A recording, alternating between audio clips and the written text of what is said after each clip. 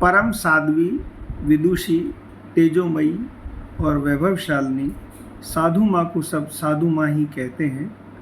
उनका सिद्धेश्वरी देवी नाम तो कोई बिरला ही जानता है, क्योंकि वे सभी प्रकार से साधु मात्र की माँ समान थी। वे उनकी जागतिक और पारमार्थिक सभी प्रकार की समस्याओं का हल करने में सदा तत्पर रहती, उनकी शंकाओं का समाधान करती, भजन साधन संबंधी उनकी गुत्थियाँ सुलझाती, भांति भांति से आश्वासन देकर उन्हें भजन में उत्साहित कर दी, भोजन और वस्त्र आदि देकर उनके सांसारिक आवश्यकताओं की पूर्ति करती। वृंदावन में रंगजी के बगीचे के पीछे एक सुमय उद्यान में उनका आश्रम वृंदावन के साधुओं का मात्र स्थान बना हुआ था। सभी संप्रदाय के साधु वहाँ जाकर उनसे अपने भजन संबंधी साधन कहते और शांति लाभ करते। सख्य भाव सिद्ध संत ग्वारिया बाबा तो अक्सर उनके पास जाकर उन्हें यार श्री कृष्ण की शिकायत करते। एक बार जब वे माँ के आश्रम में कथा हो रही थी, सभी ने देखा कि ग्वारिया बाबा एक लंबा चोगा और पगड़ी पहने हाथ में डंडा और गेंद लिए सहसा भागते भागते आए और बोले, मैया री यार पकड़ में आ रहे हो है, मुँह छिपाए ले। मैया ने कहा, ऊपर कमरे में जाकर छिप जाओ। ग्वारिया बाबा कथा के गंभीर वातावरण को चीरते ऊपर जाकर छिप गए। कथा के पश्चात माँ के पूछने पर बोले, मैया बादिन यार मेरो दाव दिए बिना भाज गयो, आज मैं हूँ भाज आयो, गेंद लेके बिना दाव दी। माँ ने उन्हें मस्करी, माखन मिश्री, खीर सा आदि खाने को दिया। खा पी कर वे फिर कहीं को रम गए। साधु माँ का जन्म अद्वैताचार्य प्रभु के वंश श्री प्रभुपाद श्री गोविंद चंद्र गोस्वामी जी की कन्या के रूप में शारदीय दुर्गाष्टमी की पावन बेला में श्री गोविंद चंद्र जी उनके जन्म के पहले ही आभास हो गया था कि जो उनकी कन्या रूप में अभूतपूर्व होने जा रही है, साधारण बालिका नहीं है, साक्षात योग माया है। बाल्यकाल से ही पिता ने दीक्षा देकर उन्हें ठाकुर सेवा, पूजा और हरि कीर्तन आदि में निमग्न रहती, कभी कभी स्वतः अलौकिक वार्तालाप करते सुनाई पड़ती। उन्होंने पिताजी शास्त्र अध्ययन बड़े मनोयोग के साथ किया और षड गोस्वामियों के ग्रंथ विशेषकर अनुशीलन कर वैष्णव सिद्धांत में व्युत्पन्न हुई।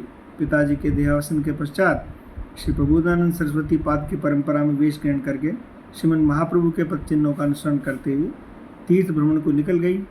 उनकी उम्र की महिलाओं को यह एक साहसी कार्य था, पर उन्हें विश्वास था कि स्वयं महाप्रभु उनके साथ है और वे उनके अनुगत्य ही यात्रा करिए, इसलिए उन्हें किसी प्रकार का भी भय नहीं था।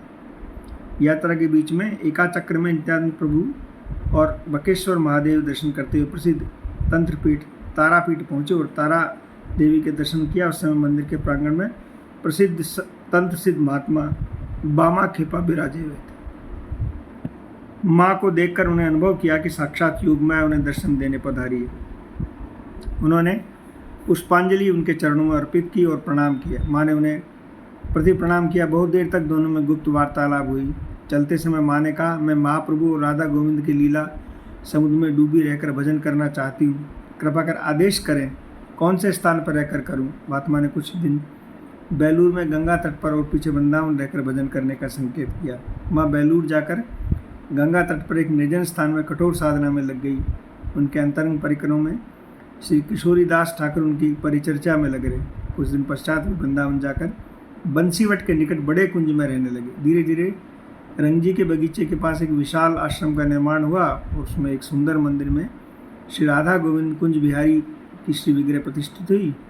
उसी समय एक के बाद एक बेलूर, भुवनेश्वर, पुरी, गोवर्धन आदि स्थानों से आश्रमों और मंदिरों का निर्माण हुआ। बेलूर में श्री प्रेम प्रकाश, भुवनेश्वर में इन सभी मंदिरों में हरिभक्ति विलास के अनुसार बड़े बड़े लाड चाव और विधि विधान से ठाकुर सेवा की जाती है। श्री कृष्ण जन्माष्टमी, राधाष्टमी और गौर पूर्णिमा पर विशेष उत्सव होते हैं। ठाकुर के विधि पूर्वक अभिषेक हवन पश्चात एक बार वृंदावन में कृष्ण जन्माष्टमी के दिन उसी प्रकार उत्सव मनाया गया।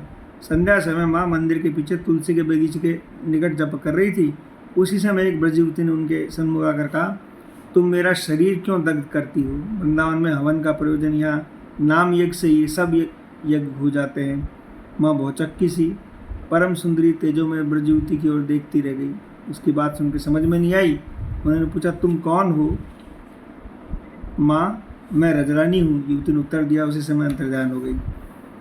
तब से सब कुछ समझ गई। सेवकों को बुलाकर उनकी आज्ञा दी कि वृंदावन में हवन कभी न करना। तभी से वृंदावन के उनके मंदिरों में अभिषेक के पश्चात हवन की प्रथा बंद की गई। यद्यपि उन स्थानों में मंदिरों में हवन आज भी किया जाता है। माँ के उनके शिष्य हुए जिनके प्रधान थे श्री रामानंद दादा, जो श्री रामपुर मजिस्ट्रेट थे और जिनके माँ के आश्रम में संत सेवा और गौ सेवा व्यवस्था की। कृष्णानंद ब्रह्मचारी और राम दादा, जिन्हें माँ वैष्णव शास्त्रों में पारदर्शी बनाए। अनंत दास जी उनके अंतरंग सेवक थे और श्री वीर देवी जो उनके पंजाबी की शिष्य प्रधान थे। माँ के पंजाबी शिष्य बहुत थे, उनकी विशेष कृपा थी। उनके संबंध में सेवकों से कहा करती, इनके आचार विचार पर ध्यान न देना, इनके सरल हृदय और भाव भक्ति कारण गौर किशोर तथा राधा कुंज किशोर सदा उनके हृदय में विराजते रहते हैं। रसराज श्री कृष्ण ने महाभार स्वरूप में श्री राधा से मिलते स्वरूप श्री गौरांग महाप्रभु की उपासिका होते हुए भी माँ की राधा रानी में अनन्य निष्ठा थी। महाप्रभु के संन्यास रूप के तो वे दर्शन ही नहीं कर सकती थी, न उनकी कथा सुनने सकती थी। एक बार वे बेलूर में उनके आश्रम में एक भक्त निमाई संन्यास का कीर्तन कर रहे थे। माँ ने जैसे अपने कक्ष से निकली, कीर्तनियों ने ये शब्द उनके कान में पड़े, नदिया छाड़िए गौर संन्यास का रीला। उसी समय मूर्छित हो गई। बहुत देर तक उनकी अवस्था में पड़ी रही। जब मूर्छा भंग हुई तो प्राण किशोर को मस्तक मुंडित वेश में देख न सकी, उनका वेश कीर्तन भी नहीं सुन सकती थी। माँ को रासलीला बहुत अच्छी लगती थी। उनके आश्रम में रासलीला आयोजन अक्सर होता रहता था। वे रासलीला में देखते देखते भाव विभोर हो जाती। इसलिए रासलीला में आश्रम की दूसरी मंजिल में ऐसे स्थान पर बैठकर देखती जहाँ उनकी किसी की दृष्टि न पड़े। रासलीला के स्वामी और स्वरूप कहा करते थे कि वहाँ से रासलीला का दर्शन करते हुए वे उनसे कुछ ऐसी शक्ति का संचार करती जिससे उन्हें लगता कि आविष्ट हो यंत्र के समान लीला कर रहे हैं। माँ ने 2000 संवत में शुक्ला सप्तमी को नित्य लीला में प्रवेश किया। जय जय श्री राधे निताई गौर हरि।